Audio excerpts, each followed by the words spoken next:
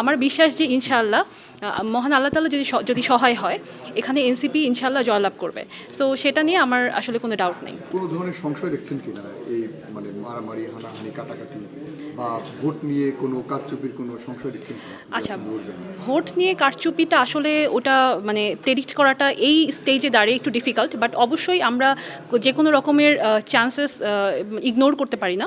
কিন্তু এই মুহূর্তে আমাদের এলাকায় আলহামদুলিল্লাহ আমরা খুব শান্তিপূর্ণ অবস্থায় যার যার কাজ করে যাচ্ছি। আপনি যদি নির্বাচিত হন, আপনি কি কাজ করবেন উন্নয়নে, যে উন্নয়নগুলো এত বছর হয়নি, ঘাপটি মেরেছিল? আচ্ছা, আমি যদি আমাদের এই ধামরাই এলাকাটার কথা ফোকাস করি, তো এখানে বেশ কিছু জায়গাতে কাজ করার সুযোগ আছে বলে আমি মনে করি। যেমন বেকারত্ব, এই জিনিসটা আমরা যদি লাস্ট আদমশুমারি রিপোর্টগুলো দেখি, ওখানে দেখা যায় যে more than 50% people they are unemployed, এবং যারা এমপ্লয়েড তাদের মধ্যে অনলি 19% ফিমেল তারা এমপ্লয়েড। এবং এই যে এমপ্লয়মেন্টের ব্যাপারটা যদি দেখি, সেখানেও কিন্তু তারা যে খুব বেশি মানে তাদের যদি স্যালারিগুলো দেখি, মানে ডেইলি অ্যাভারেজ যদি স্যালারি দেখি, সেটা দেখলেই বোঝা যায় যে দেশের যেটা স্ট্যান্ডার্ড, বাংলাদেশের যে স্ট্যান্ডার্ড, সেটার সাথে কতটা পিছিয়ে আছে। অথচ বাংলাদেশের যে সেন্টার ঢাকা, সেখান থেকে এটার ডিস্ট্যান্সটা কিন্তু খুবই কম। তো এই কম্প্যারিজন এবং এই প্যারামিটারগুলো যদি দেখি, তাহলে আমার মনে হয় এই জায়গাটাতে কাজ করা অবশ্যই জরুরি। বিকজ আমরা যদি এই কর্মসংস্থানের জায়গাটাতে কাজ করতে পারি, এটা আদার্স অনেক প্রবলেম অটো সলিউশনের দিকে নিয়ে যাবে। আরেকটা জিনিস হলো কারিগরি শিক্ষা।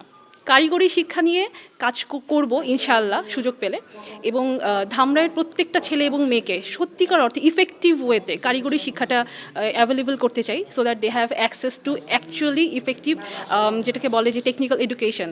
মানে এটা খালি এমন না যে কারিগরি শিক্ষা মানে এমন না যে আমরা কম্পিউটারে ওয়ার্ডে ABCD লিখতে পারলাম।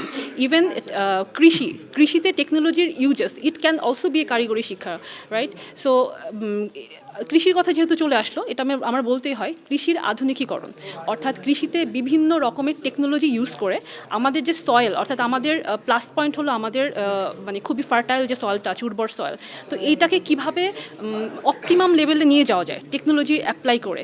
তো সেই জায়গাটাতে আমার ইচ্ছা আছে কাজ করার ইনশাআল্লাহ। কি এমন প্রশ্ন মিস করেছি যেটা আপনি বলতে চান? একটা প্রশ্ন আমি বলতে চাই, also this is a very kind request from my side.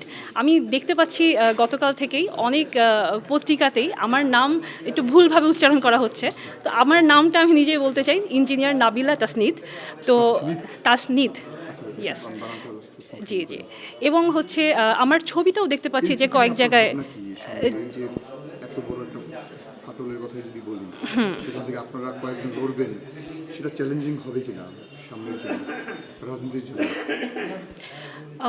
দেখুন, রাজনীতিতে বিভিন্ন রকম পরিবর্তন, এটা খুব স্বাভাবিক একটা ব্যাপার, এবং এটা ডিপেন্ড করে তখনকার সময় এবং তখনকার পরিস্থিতির উপর। কোনো কিছুকে আসলে নেগেটিভলি দেখার দরকার আছে বলে আমি মনে করি না, বিকজ যে কোনো ঘটনা বা যে কোনো বিষয়, এটার যেমন একটা পজিটিভ সাইড থাকে, এটাকে আবার অপরচুনিটিতে কনভার্ট করারও সুযোগ থাকে। সো আমি আসলে সব কিছু পজিটিভলি দেখতে চাই, বিকজ আমরা যদি শুধুমাত্র পজিটিভের দিকে, নেগেটিভটা অবশ্যই কনসিডারেশনে থাকবে, বাট স্টিল পজিটিভটাকে যদি আমরা কালচার করে ওটাকে আমরা ফ্লোরিশ করতে পারি, এটা সবার জন্য ভালো। তাসনিম জারার বিষয়টা আপনি জানেন, মনোনয়ন হয়েছে, তার উদ্দেশ্যে কিছু বলবেন? এই মুহূর্তে আমি তার উদ্দেশ্যে কিছু বলতে চাচ্ছি না, বাট আমার তার জন্য অনেক অনেক শুভকামনা রইল।